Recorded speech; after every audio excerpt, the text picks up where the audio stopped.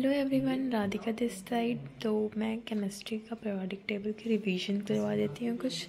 तो पहला टॉपिक है atomic size. In period Z effective बढ़ेगा तो अट्रैक्शन ज़्यादा होगा तो साइज़ कम हो जाएगी। इन ग्रुप में नंबर ऑफ सेल बढ़ेगा तो साइज़ भी बढ़ेगी। तो लेफ्ट टू राइट क्या होती है, साइज़ कम होती है and top to bottom size क्या होती है, बड़ी हो जाती है। तो कुछ एक्सेप्शंस होते हैं एटॉमिक साइज़ में, ठीक है।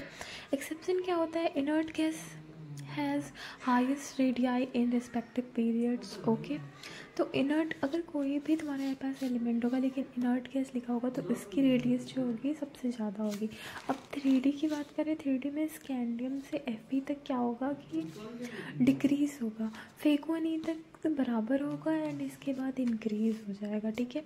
Radii of aluminium and gallium due to poor screening effect. Screening effect मतलब क्या, repulsion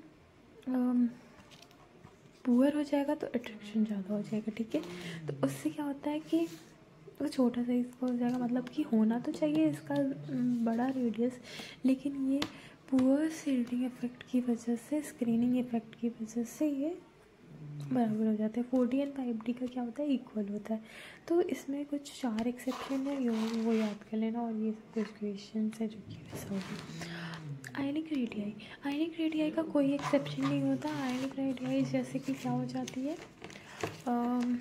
top to bottom shell number बढ़ेगा तो साइज भी बढ़ेगा and ions normal and cations ऐसे बढ़ते हैं इसके रेडियस।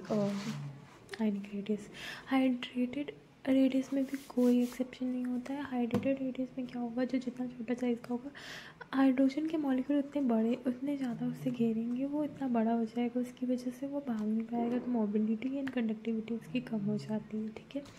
अब है आयनाइजेशन एनर्जी, ठीक है। The amount of energy required to remove an electron from isolated, मतलब कि एक इसमें से इलेक्ट्रॉन निकालने में जितनी एनर्जी लगती है उसको आयनाइजेशन एनर्जी बोलते हैं। Ionisation energy third, second, first ऐसे ज़्यादा होते जाती है। अब इसके भी एक्सेप्शंस होते हैं जिसको हमको याद करनी है, ठीक है। Top right to left to right क्या हो जाएगा, आयनाइजेशन एनर्जी बढ़ेगा, टॉप टू बॉटम कम हो जाएगा। एक्सेप्शंस क्या है, इनर्ट गैस का सबसे ज़्यादा होता है।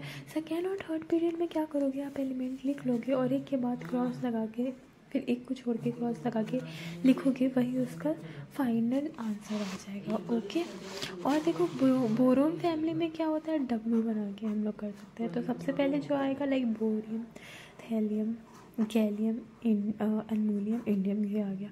और 5D 3D एंड 4D हो जाता है इसमें, ठीक है। इसके कुछ क्वेश्चंस हो जाएंगे।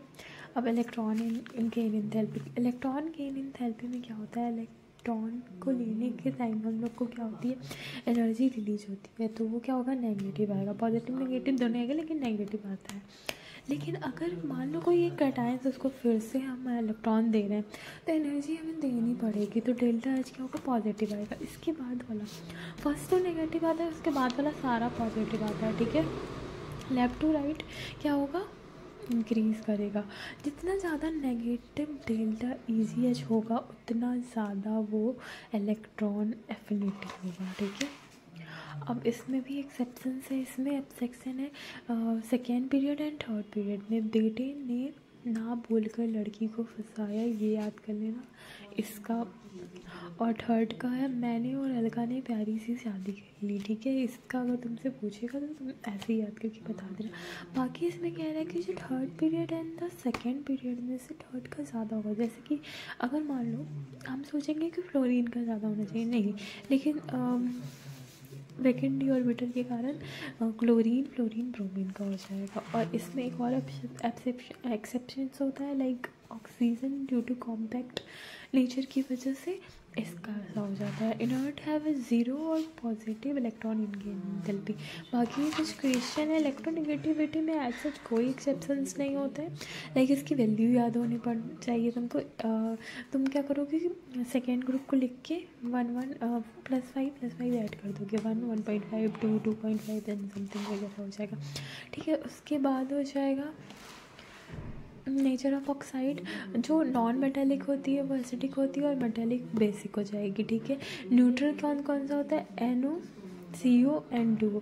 एम्फोटेरिक का मैं बताती हूँ, वर्णाकार में जनाबे अली सड़क पड़े बे, बस यही एम्फोटेरिक होता है, ठीक है।